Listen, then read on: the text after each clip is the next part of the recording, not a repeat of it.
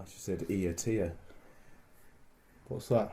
That's what the roadies at Hammersmith Odeon used to say when they're testing the microphones before the gigs. Ia Tia. Don't know why. Okay. Anyway. Right. Hello, my name is Rob Horrocks and I'm interviewing Ken McCormick at his home, which is... Thank you very much, Ken.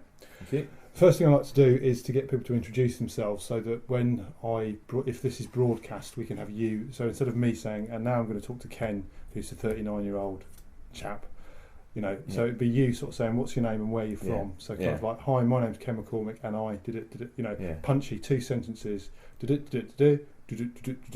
that. Okay. You see what I mean? Always leave a little gap after I finish speaking as well, because that makes my life a lot easier when I'm editing stuff. Yeah. Okay. So in your own time, whatever you want to say. Hello, my name's Ken McCormick. I grew up in Basingstoke. I'm now living in Bristol, and I started getting into heavy metal in my early teens in the mid-80s. It's absolutely perfect. So that is the first question. Just tell us about your musical journey and the point at which it intersected with. It's always good to focus on Black Sabbath and Judas Priest because they're the subject of the thing, but it doesn't really matter whatever you want to talk about. That music, that route from madness to the Hammersmith Odeon kind of thing. Okay. Well, when I was growing up, like a lot of kids growing up at the end of the 70s and start of the 80s, most of your music you'd hear would be on Top of the Pops and Radio 1. There wasn't a lot of heavy metal on there, but probably the first long-haired bands that I can remember were seeing Status Quo and Thin Lizzy on Top of the Pops, but I wasn't really into hard rock or metal at the time. Probably the first music I was into as a genre was probably ska, Specials and Madness and The Selector and bands like that when I was quite young, when I was about 11. And I went through a bit of a period where there wasn't a lot that I really liked on the radio and on the TV in the early to mid 80s. It was a bit of a fallow period for mainstream music in some ways. But how I started getting into metal, it probably started when I heard Led Zeppelin at home for the first time. My stepbrother, who I'd started living in the same house with at the age of about 12, brought home a tape of the first 2 Led Zepp albums, and that came just as I was sort of getting into adolescence. It was something a lot different to what you could hear on the radio and the telly.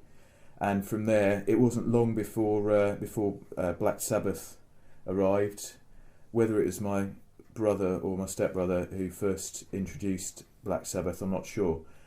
I'd always been aware that there were bands like Black Sabbath and Judas Priest around. I'd seen people wearing denim jackets. I'd never really heard that much. I just knew it was seen as being a bit of, it's like quite hard music, and it wasn't until I actually heard it first with Zeppelin and then probably Black Sabbath and Iron Maiden that I started getting into it when it was played in my house, having been introduced by older sibling. Let's stop it there for a minute. Well, I won't. I'll leave the tape recorder on, but that was absolutely fantastic. That's a common story with people saying, well, it was an older brother. It was that kind of thing. I had elder sisters who weren't into music, so I really wasn't introduced to anything via my sisters except for probably the Stranglers. I remember being introduced to them and Tom Waits as well. Sort of the next question, because I've got a list of questions which I ask everybody, and I'm basically following that route with you. Metal in your life. So after you've got into metal, you're now into metal. Yeah. And how's it shaping your life in terms of? I mean, obviously you played the guitar. You were in a band. You went to lots of gigs. It affected your clothes. I mean, we're going to come on to talk about this later. Yeah. And you went to those gigs. You went to see Sabbath and Priest. So just more about like your music life and how music played a role in shaping this young man in Basingstoke. Yeah. Okay.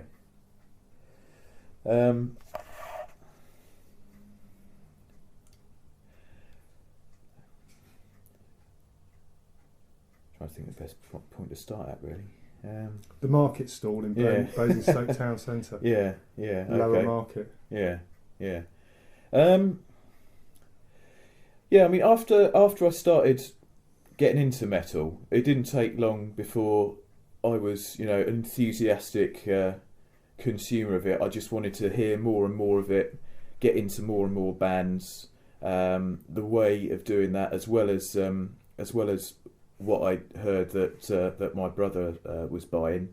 There was also you'd get Kerrang magazine, very important to keep you up to date with what was going on in the metal world. That was around before the others like Metal Hammer and Raw and that sort of thing.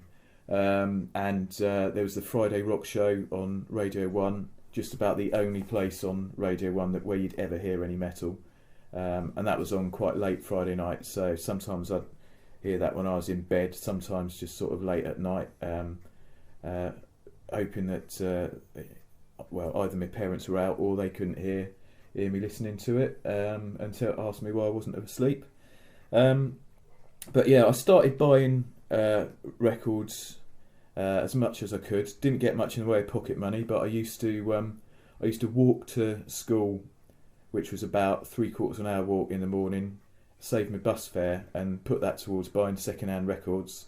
There was as well as the main music shops in Basingstoke at the time, which were PREIST and then places like Woolworths and that sort of thing. NSS. Yeah, where you'd get, some records. The expensive ones would be like $8.99, then you get ones down to about $3.99. So as well as getting stuff there was a little second-hand record place called TIMEBEAT Records, where you'd be able to get albums for like £3, £4, and I really bought a lot of stuff there.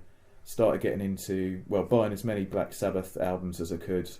From there, got into Judas Priest, lots of other bands as well. Like Samson, Iron Maiden, obviously, Motorhead, and really, once you start getting into metal, a lot of people, if you're in for one band, you'd be into a whole group. There was like a sort of a metal family, where not only were there bands that were interrelated with each other because they shared, members of one band had gone on to be in another band, but they were just, if you liked a particular band, if you liked Iron Maiden, you were probably going to like AC/DC, you're probably going to like Judas Priest. Some people went in slightly different directions. Some people preferred more American metal, things like glam metal, which I wasn't particularly into.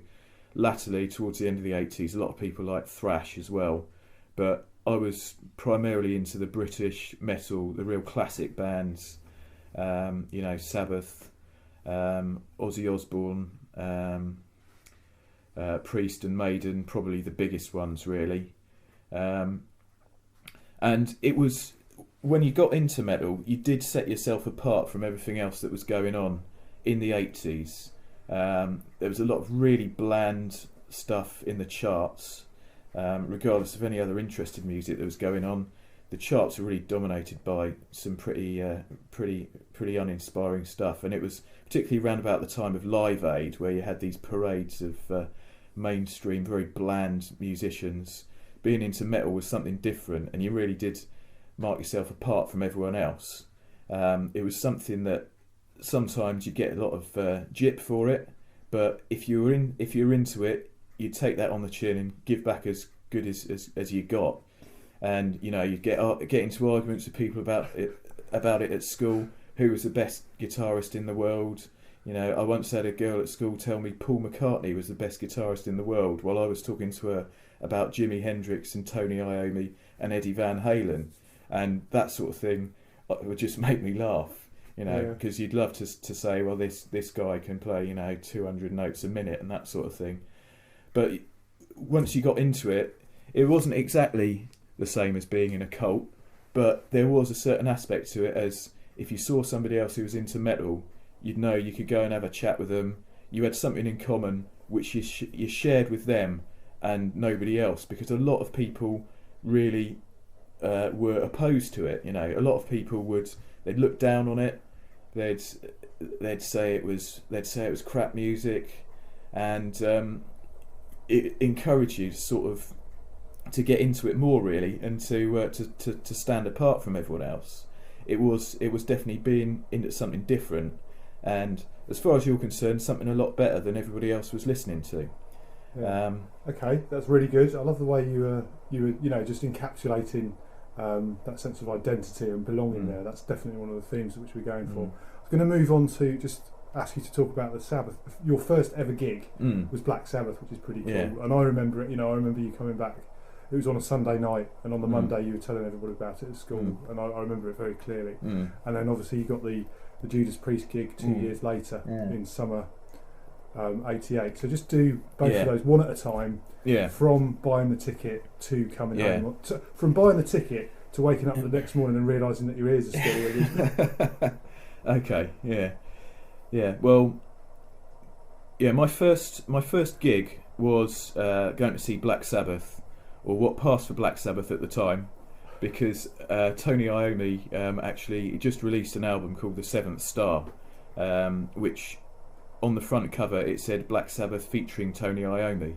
So this was at a point where it was very much Tony Iommi's show. There was no Ozzy, there was no Ronnie James Dio, even the Born Again lineup had broken up. But still, it was Black Sabbath, as far as you were concerned, if you're a fan. And one of I was only 14 when I went to my first gig, when I went to see Sabbath.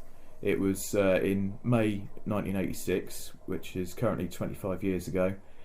It was at Hammersmith Odeon, which at the time was the certainly if you lived in the south, it was the mecca for heavy metal gigs, because that was where all the big bands would go and play. So Sabbath played there, Iron Maiden played there, Judas Priest played there, Ozzy played there, Scorpions played there. You'd expect every band to go and play there. It certainly had a much better atmosphere than somewhere like Wembley Arena, which was the alternative. Anyway, I was lucky, because in those days, getting a ticket, it wasn't a matter of going online and getting one. You had to either go and get one from the venue, or you had to send one off with a cheque.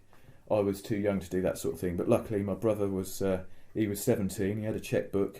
He got us some tickets to go and see Black Sabbath. It was a Sunday night gig. We went up on the train from Basingstoke station up to Hammersmith Odeon, which involved going up to Waterloo and then getting a tube trip along the district or the Circle line up to Hammersmith. And as we got on the tube at Waterloo and then got onto the district and Circle up at Embankment, you'd see more and more fans on the train, denim jackets, leather jackets, long hair. Everyone would start talking. We all knew why we were there. There was a lot of talk at the time about who was going to be appearing for Black Sabbath, because they just changed singer, and the guy who was singing for them was a guy called Ray Gillan, who a lot of people thought that Ian Gillan had come back, but it wasn't. It was a guy called Ray Gillan, who I think lasted for one album, but he'd only just joined the band. He hadn't been on the album that had just come out. And people were all, still excited about it. The train wasn't packed. It wasn't a sellout gig. I think that probably reflected that at the time there were other people who thought it's not really Black Sabbath if it hasn't got Ozzy or Ronnie James Dio or the people who were there when they were at their peak. But still, it was an exciting thing going in there. Getting into the foyer at Hammersmith Odeon, seeing loads and loads of other metal fans, everyone wearing what's basically the metal uniform, jeans, a band t-shirt, preferably with as outrageous a picture as possible, denim or leather jacket, sometimes both, leather jacket with a cut off sleeved leather denim jacket on top with patches usually, and one of the things that showed you how Black Sabbath was a bit haphazard at the time was the fact that a lot of the merchandise they were selling was actually from the previous tour. They were selling Born Again badges, which I've still got one somewhere. born again program, and they had a little notice above the stall saying this merchandise, this program is not a program for tonight's gig. It's a souvenir from the last tour. They didn't have any programs for that gig. Anyway, when we got there, we got into the venue. I think the stalls were pretty much full, but we were up in the circle, which was less than half full.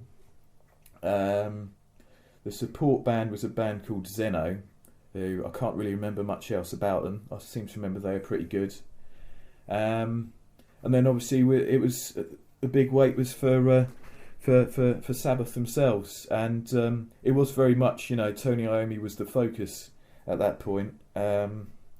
I can't even remember whether Geezer Butler was still in them or not at the time. But yeah, a lot of it was all about Tony Iommi. It was a good gig. I enjoyed it. Unfortunately, because we lived in Basingstoke and it was a Sunday night, back in those days, the last train was actually quite an early train. I think the last train went at about 11 o'clock or something like that. So we actually had to leave the gig before the end, which meant that we missed. I think we missed the encores. We probably missed Paranoid. I think that was going to be one of the encores. But still, we heard a lot of our favourite songs. Had to run for the train to get back home. It was a big thrill. It was a big thrill to have gone to see Black Sabbath. Certainly to come into school the next day and tell everyone that I'd been to a heavy metal gig, that I'd been to see Black Sabbath. I think that shocked quite a lot of people in my class who'd probably just been watching Howard's Way on the TV. So yeah, it was great. Felt very good to have been to my first gig, and I knew that it wasn't the classic Sabbath lineup. I think no one was under any illusions that you were seeing a band at their peak, but still to see one of your heroes, see Tony Iommi in action playing, it was a great night. Yeah, and still remember it 25 years on. Of course you do. You always remember your first gig. So what about the? Do you want to do the Judas Priest? Well, yeah. I mean, I can go into that from sort of some of the other gigs that I went to. Yeah.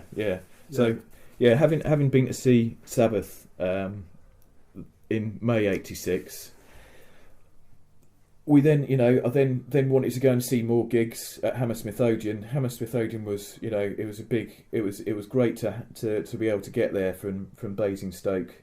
It was the nearest venue for big gigs, and I went to see over the next few years quite a few. Went to see Iron Maiden there when they were doing the Somewhere in Time tour, which I think was '86 as well. Saw them a couple of times at Hammersmith. I saw Ozzy Osbourne play there. I saw the Scorpions play there. But probably my best gig at Hammersmith Odeon was going to see Judas Priest. This was in June '88. It was on the Ram It Down tour, and it's one of the best nights of my life, music-wise. It was a fantastic gig, and the whole circumstances of the gig probably added to the excitement. Really, it was one of those sort of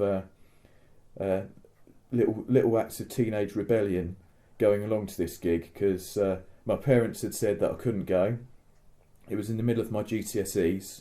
I'd had a GCSE exam that day. I was going along with a couple of mates who'd also had an exam that day and had an exam the following day, but so we all had something to lose by going. They were going to screw up their exams the next morning, and I was going to get into a whole heap of trouble with my parents, who were they were just going off on holiday. They dropped me and my brother down at my nan's in the morning, and I'd asked them a few weeks before if I could go and see Judas Priest play, and they'd said no way. I'd obviously been to some other gigs by that time, but my brother wasn't going to this one, and they were very very unhappy about the idea of me going because they were going away on holiday. And they didn't want me going off doing anything stupid while they were out of the country. But obviously, they said no. They said no. They thought I wasn't going, and I said no more. I just got my ticket, and did my exam at school that day. Went down to my nan's, got changed into my gear, got my denim jacket on, got my tightest pair of jeans on, and got a Judas Priest t-shirt on. Set off. Went up to Basingstoke station. Phoned my dad up and my stepmum and said, "Oh yeah, I'm not coming back. I'm going to a party tonight." And they said, "Oh, what do you mean? What do you mean? You going to a party?" "Yeah, I'm just going to be at a party. I won't be there when you go." And I had to put the phone down on my dad because he was starting to explode. And I got on the train, and I found out once I got back home again that my dad had been phoning around my mates to try and find out where I'd gone. My stepmum had phoned up one of my mates, the house of one of my mates who was going, and his sister had told her that she didn't know where we were. My stepmum had accused his sister of lying, and demanded to speak to her mother, who said, "Well, I don't know where Ken's going tonight, but Francis is going to see Judas Priest at Hammersmith Odeon." So I was well and truly rumbled, but by that time it was too late. I was on the train. This was before the days of mobile phones. There was no getting me back. So me and my two mates, Francis and Richard, went off to see Priest. It was a great night. The night started well when we got to our seats and found out that although we were up in the circle, we were over over the top of one of the landings where the stairs from the Hammersmith Odeon went down into the foyer. So that meant that we had no one in front of us. We also had a rail in front of us that we could headbang over. We had an unrestricted view of the stage, and we could just grab hold of the rail, headbang over the rail. I can't remember who the support band was that night, because the Judas Priest performance kind of blotted everything else out, really. It was a fantastic night. You could tell it was going to be good right from the sound check, where they started sound checking the guitars. Judas Priest, a twin guitar band with Glenn Tipton and KK Downing, both had slightly different sounds and styles that you could pick out on the record. Although once you heard the guitars in the sound check at the gig, you couldn't tell whose was whose, but you could just tell it was an immense sound. It was a really, really enormous guitar sound, extremely loud.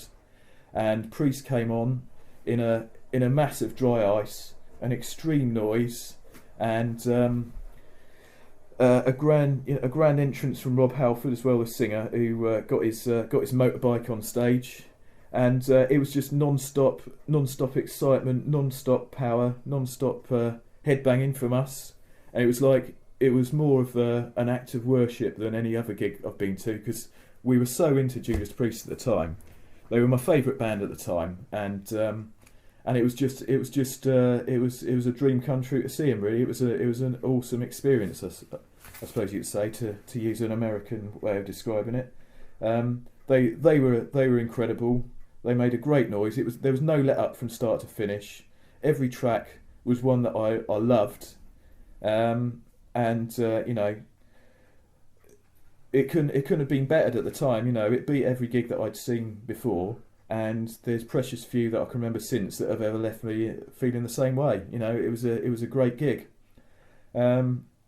Obviously the things that had surrounded it, the fact that I wasn't supposed to be there, that added to the enjoyment. But it was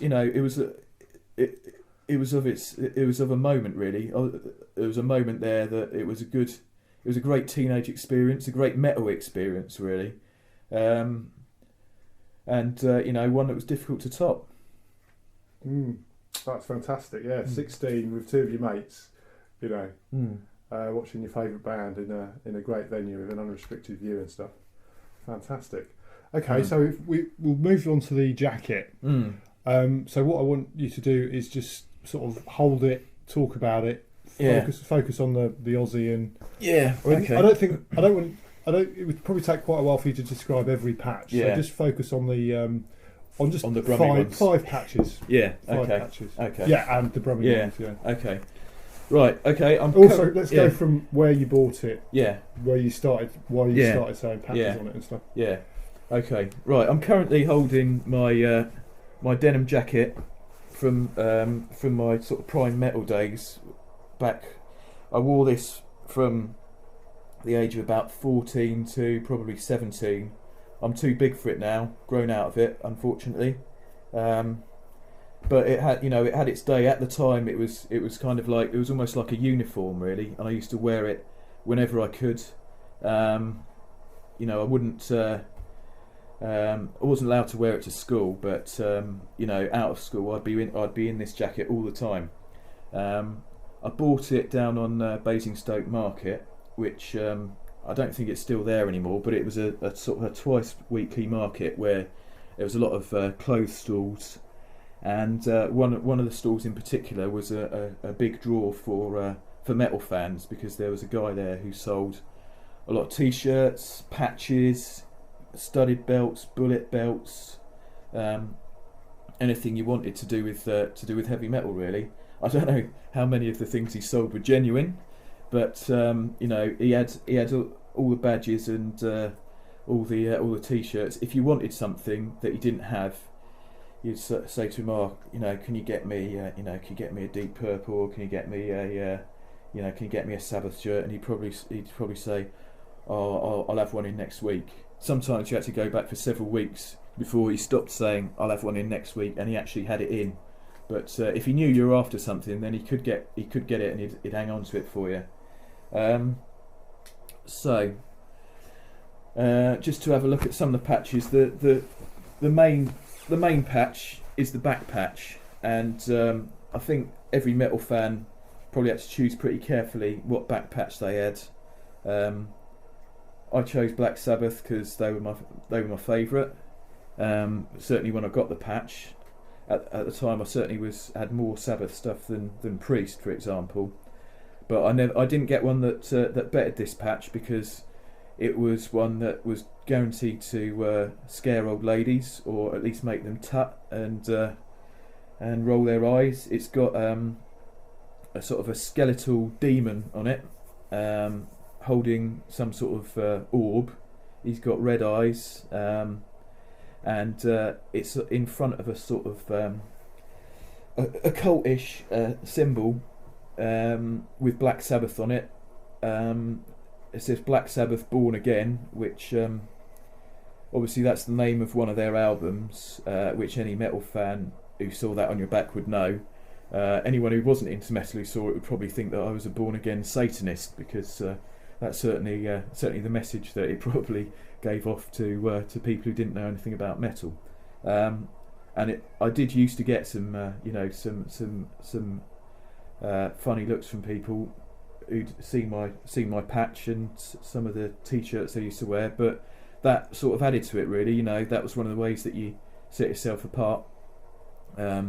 It in some ways it attracted attention, but it also felt like a suit of armour in some ways. You put it on, everyone knew you're a metaller, and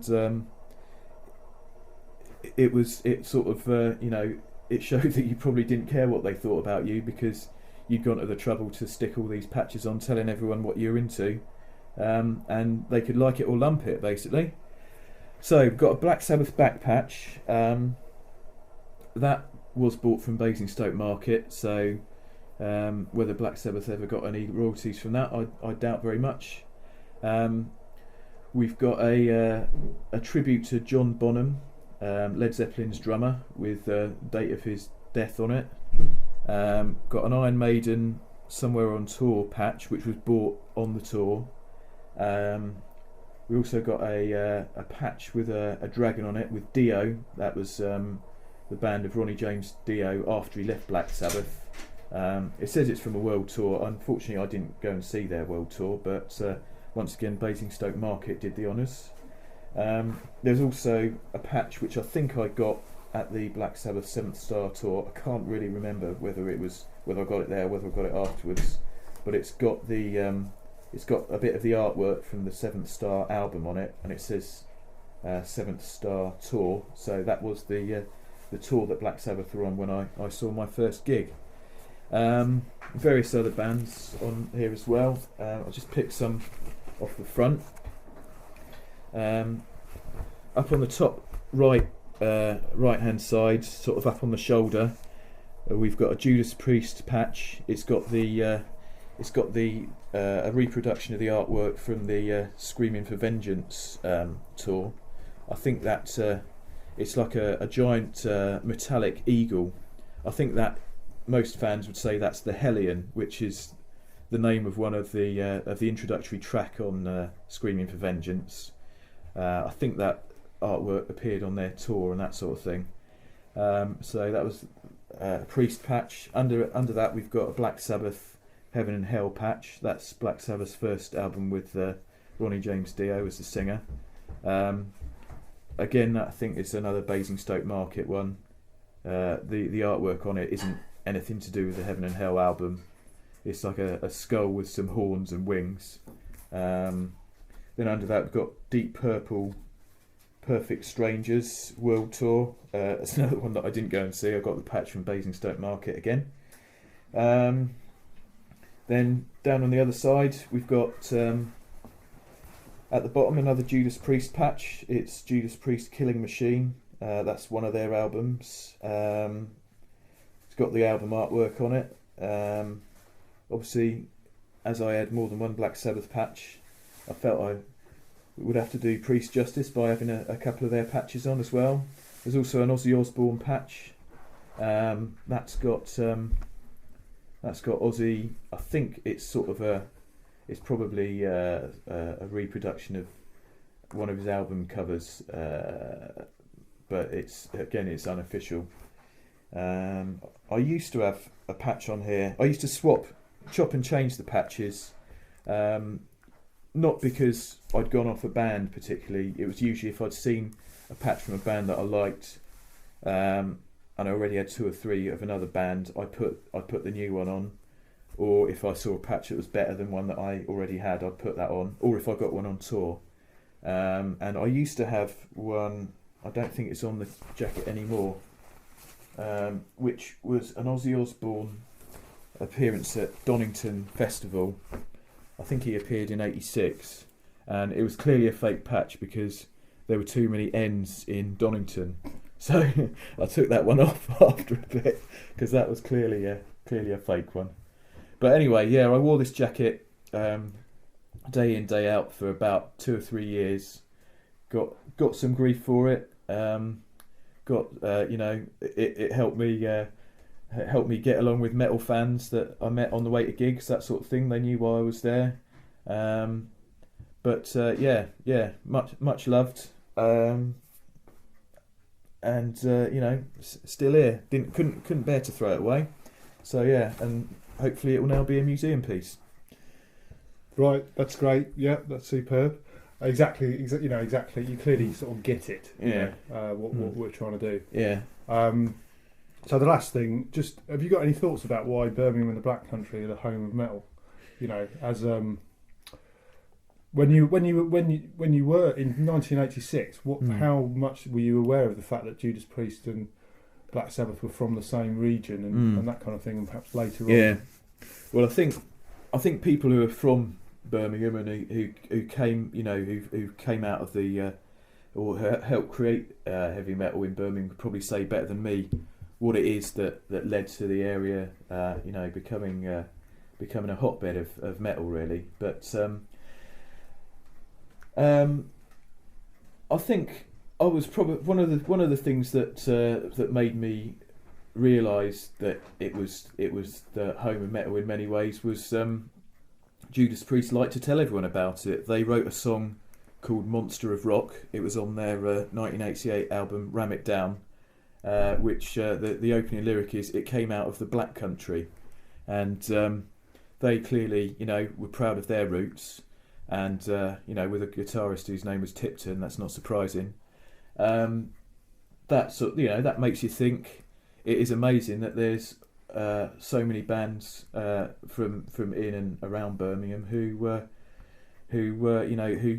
added or who created that sound. Really, obviously Black Sabbath seen as being very much the pioneers, and I know that they've said a lot about growing up, being able to hear factories while they're in school, and some of them working in factories as well, where there was a lot of industrial machinery. I think that's their story to tell, really. But I think as a fan who comes from out of the area, but sort of grew up getting into metal culture, you're well aware that that's where it all began in terms of Sabbath and and PREIST following on from that, who were very important in the development of the sounds. Obviously, a lot of people like Led Zepp who've got links in the area as well, though they don't like to be associated with the term heavy metal. There aren't many heavy metal bands who don't like Led Zeppelin, whether Led Zeppelin like it or not. So yeah, I mean it's clear that some of the most important people in the development of the sound came from there. Other people can explain it better than me, but I think those metal fans that aren't aware of it should be. Okay, that's great. And I always at the end of it give people, I sort of just say to people, look, is there anything else based on what we've been talking about that you want to say, that you were sort of like hoping to say, or anything? I don't know, really, because it's your, anything that you want to go forward. Yeah. Because somebody might end up listening to this in 50 years' time to get an insight into what this music was all about and stuff. Yeah. Well, what can I say? I wasn't there at the beginning for metal, but I think I saw one of the most important periods. The 80s for heavy metal was an era when it became, I think perhaps it became a sort of coherent, not exactly a movement, but it was there was definitely a sort of solidifying of the culture, where there'd been people wearing denim and leather for years before that, hard rockers, and the term heavy metal had been around for a while, but people certainly they had sort of things that they could look to, like reading Kerrang, going to Donington, listening to the whatever it was, the hard rock show. You felt like you belonged to something, and it was at the time, it stood apart from other music. It was something that I certainly, I've got no regrets that I felt like I was a part of it. Like many fans, I picked up a guitar because of heavy metal. I wanted to be like the people who played it, like Tony Iommi, like Jimmy Page, like Eddie Van Halen, Steve Vai, and all these other great guitarists. And of course, even looking back to Jimi Hendrix, he wasn't a metaler, but again was one of the influences that many people who liked heavy metal would reach back to, and they would claim him as one of theirs. There's no shame about for a metaler to say you like Jimi Hendrix, because they thought that he was one of the pioneers as well. Really, I had one of his patches on my jacket. No one would have ever argued with that. No other metal fan. Nowadays I haven't got long hair. I never managed to get it down to my shoulders because it kept growing out in other directions, and once people told me I looked like I had an afro, I realised that it was never going to happen. But although there's many other types of music that I've got into since, and I don't go to metal gigs anymore. I'd never disown it. I still listen to it. I'll have a Sabbath or a Dio or a Thin Lizzy CD, maybe in amongst the other CDs I've got in my car, in amongst metal and in amongst reggae and dance music and any other things. I'm not a member of a single genre. I don't have a single genre musical taste, which I think a lot of people who were into metal in the 80s did. It was quite exclusive. I don't feel, I can't be an exclusive fan of one style of music, but I still think that metal is a valuable type of music. It's brought a lot of people a lot of pleasure. It's particularly This is not to put it down. It's something that helps people get through difficult adolescence. In your teenage years, there's nothing like being a metal fan to sort of sustain you through some of the hassle that you might get at school. From your parents, you can, it was something to belong to. And although I'm not a fully fledged metal only fan, I still feel I belong to it in some way, because I've got those memories. I went to those gigs, I picked up a guitar, I played in a band that played heavy metal covers, and people used to quite violently mosh to, even though our renditions were a bit questionable. It was something, I did love it, and I still love the music, and I've got utmost respect for people who carry on, who still keep the faith, as they say. And the bands, it's amazing that the bands, a lot of them have carried on throughout all sorts of other genres of music, being the best known. Some have come and gone, other types of music have stayed, but still metal bands are still managing to sell out tours, and you've got people like Maiden who are still going strong, and more power to them for that. I think it shows it shows that it's got staying power. It's a durable type of music. I think it will carry on being liked, and it should be respected. I think it should be respected as a genre of music where that some great talent has gone into making these tracks. They're not just for a certain type of person to listen to. There are some great heavy metal tracks that people with hair shorter than mine, will love, and if they don't, they should listen to them. Some real classic rock music has come from heavy metal, and there's it will carry on, and some of the bands like AC/DC, they still carry on, they still sell out stadiums, and they'll be remembered. Still plays in a band. I contacted him on Facebook, a little while ago, and he's still playing in a couple, like a covers band, and then a band which is more kind of more focused on original material. There's like a weekend covers band and then another band. So have you had any contact with him recently? No, not for years. No, because I befriended him on Facebook, and then Rich befriended me. We had a couple of exchanges. One of them involved me sort of like ribbing him about this new bass he'd bought, and it just reminded me of when we used to just talk endlessly about guitars and stuff like that.